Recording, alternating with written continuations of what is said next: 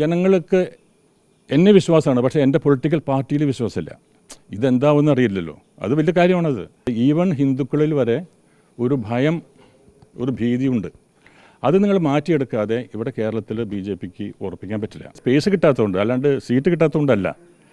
ആൾക്കാർ സാധാരണ common ordinary ആൾക്കാരും ഓർഡിനറി പ്രവർത്തകരൊക്കെ ആഗ്രഹിക്കുന്നത് എന്താണ്? ഒരു MLA സീറ്റ്. ദൈവത്തിൻ്റെ തന്നെ ഒരു വിളി എനിക്ക് വരും എല്ലാ കാര്യങ്ങളിലും. അങ്ങനെ ഒരു വിളി വന്നതാണ്. നടനും BJP സംസ്ഥാന ഉപാധ്യക്ഷനുമായിരുന്ന നടൻ ദേവൻ റിപ്പോർട്ടർ ടിവിയോടൊപ്പം ചേരുകയാണ്. ഒരു അപ്രതീക്ഷിത പ്രഖ്യാപനമായിരുന്നു ഇന്നലെ കേട്ടത്. BJP സംസ്ഥാന ഉപാധ്യക്ഷ സ്ഥാനവും ഒപ്പം തന്നെ പ്രാഥമിക അംഗത്വവും രാജിവെക്കുന്നതായിരുന്നു. എന്താണ് അങ്ങനെ ഒരു തീരുമാനം പെട്ടെന്നെടുക്കാനുള്ളൊരു കാരണം? അത് അപ്രതീക്ഷിതമായിട്ട് നിങ്ങൾക്ക് തോന്നാം, അല്ലെങ്കിൽ ജനങ്ങൾക്ക് തോന്നാം, അല്ലെങ്കിൽ മീഡിയയ്ക്ക് തോന്നാം. ഇത് അപ്രതീക്ഷിതമല്ല എന്നെ സംബന്ധിച്ചിടത്തോളം. കഴിഞ്ഞ ഒരു 6 മാസമായിട്ടുള്ള ഞാൻ വളരെ കൂടുതൽ ആലോചിച്ച് ഞാൻ ഒരു കാര്യം ചെയ്യുമ്പോൾ വളരെ ആലോചിക്കും. എൻ്റെ സുഹൃത്തുക്കളുമായിട്ടും അഭ്യുതകാക്ഷികളായിട്ടൊക്കെ ആലോചിച്ച് എന്ത് ചെയ്യണമെന്ന് ആലോചിച്ച് ഞാൻ ദൈവത്തോട് പ്രാർത്ഥിച്ച് ദൈവത്തിൻ്റെ തന്നെ ഒരു വിളി എനിക്ക് വരും എല്ലാ കാര്യങ്ങളിലും. അങ്ങനെ ഒരു വിളി വന്നതാണ്. അപ്പോൾ ഞാനിത് ശരി ഇതൊന്ന് ചർച്ച ചെയ്യാമെന്ന് വിചാരിച്ചിട്ട് ഞാൻ പലപ്പോഴും ഈ കേരളത്തിലെ നേതൃത്വത്തിനോട് ഞാൻ ശ്രമിച്ചു. അപ്പോഴൊന്നും അവർ അവൈലബിൾ അല്ല. ഞാൻ മെസ്സേജ് അയച്ചു, അതിനും റിപ്ലൈ ഇല്ല. അപ്പോൾ അവസാനം ഞാൻ വിചാരിച്ചു, ഇങ്ങനെ നമുക്ക് എങ്ങനെ പോകാൻ പറ്റും? ഞാനൊരു നേരെ മറിച്ച് ഇവരുടെ പാർട്ടിയിൽ നിന്നുകൊണ്ട് എന്തെങ്കിലും സ്ഥാനത്തിന് മോഹിച്ച് നിൽക്കുന്ന ഒരാളാണെങ്കിൽ പിന്നെയും പഠിച്ചു തൂങ്ങി നിൽക്കാം, എല്ലാം സഹിച്ചുകൊണ്ട്. എനിക്കങ്ങനെ സഹിക്കാൻ പറ്റില്ല. എൻ്റെ ഏറ്റവും കൂടുതലുള്ള എൻ്റെ ഒബ്ജക്റ്റീവ് എന്ന് വെച്ചാൽ ജനങ്ങളാണ്. ജനങ്ങളുടെ പ്രശ്നങ്ങളിലേക്ക് നമ്മൾ ഇറങ്ങിച്ചില്ല. അവരുടെ ഒരുപാട് കാര്യങ്ങൾ ഒരുപാട് പദ്ധതികൾ എൻ്റെ മനസ്സിലുണ്ട്. ഞാൻ അന്ന് എൻ്റെ പൊളിറ്റിക്കൽ പാർട്ടി ഉണ്ടാകുമ്പോൾ തന്നെ നിങ്ങൾക്കറിയാം, അന്നൊന്നും നിങ്ങളില്ല, നിങ്ങൾക്ക് ചെറിയ കുട്ടികളാണ്. 2004 അന്ന് വലിയൊരു മാധ്യമ പടം തന്നെ ഉണ്ടായിരുന്നു. എൻ്റെ ആദ്യത്തെ ഇനോഗ്രേഷന്, എൻ്റെ ഫസ്റ്റ് അതിൻ്റെ ലോഞ്ചിങ്ങിന് 75 പേരാണ് അത് അതർ സ്റ്റേറ്റിൽ നിന്നൊക്കെ വന്നിരുന്നു. അപ്പോൾ അന്ന് ഞാൻ പറഞ്ഞപ്പോൾ എല്ലാവരും എന്നോട് പറഞ്ഞു, എൻ്റെ അടുത്ത് ഒരു ഭൂരിപക്ഷം മീഡിയക്കാരും നിങ്ങൾ വളരെ മെയിൻ സ്ട്രീമിലുള്ള മീഡിയക്കാർ എന്നോട് പറഞ്ഞതെന്ന് വെച്ചാൽ, എന്നോട് ഇങ്ങനെ നോക്കിയിട്ട് പറഞ്ഞു, അല്ല ജയവൻ പറയേണ്ടത് വേഗം പറയൂ, ഞങ്ങൾക്ക് സമയമില്ല, വേഗം പോകണമെന്ന് പറഞ്ഞു. അപ്പോൾ ഒരു പത്രപ്രവർത്തകൻ, എൻ്റെ ഫ്രണ്ടാണ്, അദ്ദേഹം പറഞ്ഞു, ദേവേട്ടാ വട്ടാണല്ലേ എന്ന് ചോദിച്ചു.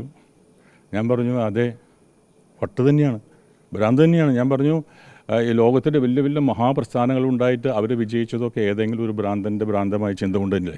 അപ്പോൾ എൻ്റെ ഇതൊരു ഭ്രാന്തമായ ചിന്തയായിരിക്കാം, പക്ഷേ 2004 അവിടെ. കാരണം വളരെ ശക്തമായ UDFും LDFും ശക്തമായി അങ്ങോട്ടും ഇങ്ങോട്ടും പോരടിച്ചുകൊണ്ടിരിക്കുന്ന സമയത്ത് നടുക്ക് വരുന്നൊരു മനുഷ്യനാണ് ഞാൻ. അതിൻ്റെ ഭവിഷ്യത്തുകളെ പറ്റി അറിയാം, അതിൻ്റെ അപകടങ്ങളെ പറ്റി അറിയാം. എൻ്റെ പേരിൽ കേസുകൾ, അറസ്റ്റ് വാറണ്ട്, എൻ്റെ ഓഫീസിൽ തല്ലിപ്പൊളിക്കുക, പോസ്റ്റേഴ്സ് കത്തിക്കുക, ശാരീരികമായി എന്നെ അറ്റാക്ക് ചെയ്യുക, ഇതൊക്കെ ഞാൻ നടന്നിട്ടാണ് വന്നത്. എന്നിട്ടും ഞാൻ നിന്നില്ലല്ലോ. അപ്പോൾ അങ്ങനെ വന്ന ഒരു രാഷ്ട്രീയ പ്രവർത്തകന് ഞാനൊരു പൊളിറ്റിക്കൽ പാർട്ടിയിലേക്ക് ചേരുമ്പോൾ അവരത് മനസ്സിലാക്കണ്ടേ? ഇയാൾ ആരാണെന്ന് മനസ്സിലാക്കണം. അല്ലാണ്ട് ഏതെങ്കിലും ഒരു സ്ഥാനമോഹിയായിട്ട് ചാടിക്കയറി BJPയിലോ ഏതെങ്കിലും പാർട്ടിയിൽ വന്നവനല്ല ഞാൻ. ഇതിൽ വന്ന് വളരെ ഏറ്റവും ടോപ്പ് ലീഡേഴ്സിൻ്റെ കൂടെ സംസാരിച്ച് അവരിൽ നിന്ന് ഒരുപാട് പ്രോമിസസ് വാങ്ങിയതിന് ശേഷമാണ് ഞാൻ ഇതിനകത്ത് വന്നത്. ആ എനിക്ക് പ്രോമിസസൊന്നും പ്രശ്നമല്ല, പക്ഷേ എനിക്ക് വർക്ക് ചെയ്യാനുള്ള ഒരു സംവിധാനം ഉണ്ടാക്കണ്ടേ? എനിക്കൊരു സ്പേസ് വേണം. ഒരു സ്പേസ് അല്ലെങ്കിൽ ആർക്കും വർക്ക് ചെയ്യാൻ പറ്റില്ല. ഈ പറഞ്ഞ ഉറപ്പുകളിലൊന്ന് കഴിഞ്ഞ നിയമസഭാ തെരഞ്ഞെടുപ്പിൽ ഉള്ള സീറ്റുകളിലൊന്നായിരുന്നു. സീറ്റിൽ എനിക്ക് യാതൊരു താല്പര്യമില്ല. അത് ഈ സീറ്റിൽ പിന്നെ വന്ന കാര്യങ്ങളാണ്. ഞാൻ പറഞ്ഞത് എനിക്ക് താല്പര്യമില്ലെന്ന് പറഞ്ഞത്. ഞാൻ പറഞ്ഞത് എന്താണെന്ന് വെച്ചാൽ, ഏറെ തെറ്റിദ്ധരിക്കപ്പെട്ട ഒരു പൊളിറ്റിക്കൽ പാർട്ടിയാണ് BJP.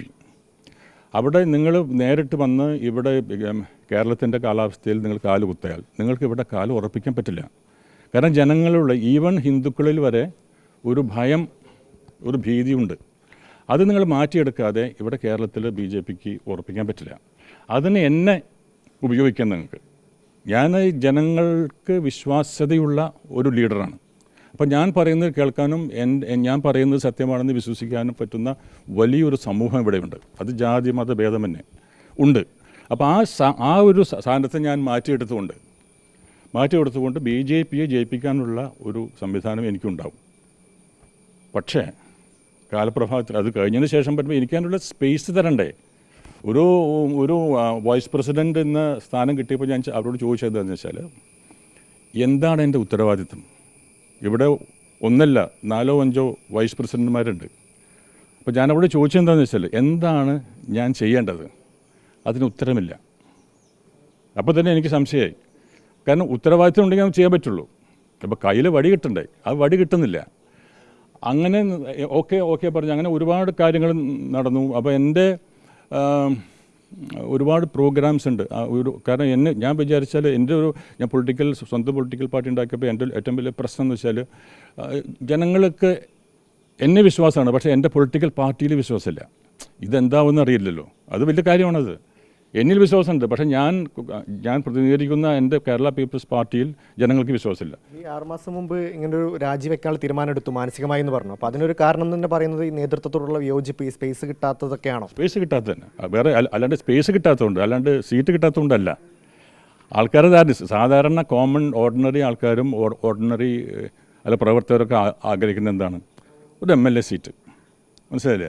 ഞാൻ അമിത്ഷായിട്ടുള്ള മീറ്റിംഗ് 2021 അമിത്ഷായിട്ടുള്ള ഒറ്റയ്ക്ക് ഞാനും അമിത്ഷാ മാത്രമുള്ള സീറ്റ് ഡൽഹിയിൽ വെച്ചിട്ടായിരുന്നു. ആ സമയത്ത് അപ്പോൾ അദ്ദേഹം എന്നോട് ചോദിച്ചു, ഈ മെർജിങ് നമ്മൾ തീരുമാനിച്ചു. തീരുമാനിച്ചതിന് ശേഷം അദ്ദേഹം എന്നോട് ചോദിച്ചതെന്ന് വെച്ചാൽ ഏത് സീറ്റ് വേണം കേരളത്തിൽ എന്നാണ് എന്നോട് ചോദിച്ചത്. അപ്പോൾ തന്നെ ഞാൻ വിചാരിച്ചു അദ്ദേഹം എന്നെ തെറ്റിദ്ധരിച്ചിരിക്കുന്നു. ഒരു സീറ്റിന് വേണ്ടിയായിരിക്കും ഞാൻ എൻ്റെ പൊളിറ്റിക്കൽ പാർട്ടി അങ്ങോട്ട് മാറ്റി എന്നുള്ളത് എനിക്ക് വല്ലാണ്ട് ഒരു ഫീൽ ചെയ്തു. അപ്പോൾ ഞാൻ പറഞ്ഞു, ഒരിക്കലും ഇപ്പോഴത്തെ സീറ്റിൽ ഞാൻ മത്സരിക്കില്ല. ഇപ്പോൾ എൻ്റെ ദൗത്യം എന്ന് പറഞ്ഞാൽ തെറ്റിദ്ധരിക്കപ്പെട്ട BJPയെ ജനങ്ങളിലേക്ക് എത്തിക്കാനുള്ള ഒരു ദൗത്യമാണ് എൻ്റേത്. അതിനുവേണ്ടി എനിക്ക് ഒരു സ്ഥാനമാണ്. ഒരു പ്രധാനപ്പെട്ട കാര്യം, കഴിഞ്ഞ ദിവസങ്ങളിൽ PC ജോർജ് അടക്കമുള്ളവർ തുറന്നു പറഞ്ഞ കാര്യങ്ങളുണ്ട്. അതായത് ഈ ഫണ്ട് തട്ടിപ്പടക്കം നടന്നു BJPയിൽ എന്ന് പറഞ്ഞാൽ, അതിലൊക്കെ എന്താണ് അങ്ങനെ കാര്യങ്ങൾ നടന്നിട്ടുണ്ടോ? അല്ല, അതിനെപ്പറ്റി ഞാൻ അന്വേഷിക്കാറില്ല. അത് നമ്മളുടെ ഒരു മേഖലയല്ല. ഞാൻ എൻ്റെ ഒറ്റ സാരം എന്ന് വെച്ചാൽ ഞാൻ പ്രതിനിധാനം ചെയ്യുന്ന പൊളിറ്റിക്കൽ പാർട്ടി ഇവിടെ അധികാരത്തിൽ വരണം എന്നുള്ളതാണ്. പക്ഷേ അതിന് എനിക്ക് സ്പേസ് തരണ്ടേ. അഭ്യാസം അറിഞ്ഞുകൊണ്ട് കാര്യമില്ല. ഒരു അഭ്യാസിക്കും ഈ ഗ്രൗണ്ടിൽ നിൽക്കാൻ പറ്റിയില്ലെങ്കിൽ എന്ത് ചെയ്യാൻ പറ്റും? ഇപ്പോൾ ഇത് രാജിക്കാര്യം സംസ്ഥാന പ്രസിഡന്റിനോട് അടക്കം പറഞ്ഞോ? കാര്യങ്ങൾ പറഞ്ഞിട്ടില്ല. ഞാനിപ്പോൾ അത് നേരത്തെ പറയേണ്ട ഒരു ആവശ്യം എനിക്കില്ല. അതായത് അങ്ങനെയുള്ള ഒരു വിധേയത്വം ഉള്ള ഒരാളല്ല ഞാൻ. ഒരു പൊളിറ്റിക്കൽ ലീഡറിൻ്റെ അടുത്ത് ഒരു പൊളിറ്റിക്കൽ ലീഡറിൻ്റെ അടുത്ത് എനിക്ക് യാതൊരു വിധേയത്വം, ഞാൻ തനിയെ വന്ന അദ്ദേഹം കേൾക്കാൻ തയ്യാറാകുന്നില്ല എന്നുള്ള അത് ഒരു കംപ്ലൈൻ്റ് ആണത്. അദ്ദേഹം അത് കേൾക്കാൻ തയ്യാറായിട്ടില്ല എന്നുള്ളതാണ്. കാരണം വെച്ചാൽ ഞാൻ അദ്ദേഹത്തിൻ്റെ വേണ്ടി ഒരുപാട് നല്ല ക്യാമ്പയിനിൽ ഞാൻ പ്രവർത്തിച്ചിട്ടുണ്ട് ഇവിടെ ട്രിവാൻഡ്രത്തൊക്കെ ആയിട്ട്. അപ്പോൾ ഞാനെന്താ ഉദ്ദേശിക്കുന്നത് അറിയാം. ഞാനിപ്പോൾ ഇങ്ങനെ പറയാം, ഓക്കെ ഇത് രാജിക്കത്ത് കൊടുത്തതിന് ശേഷം ഞാനൊരു വാർത്താ സമ്മേളനത്തിൽ ഉണ്ടാക്കും. ഇപ്പോൾ കൂടുതൽ നമുക്ക് ഇതിനെപ്പറ്റി സംസാരിക്കാം. Thank you.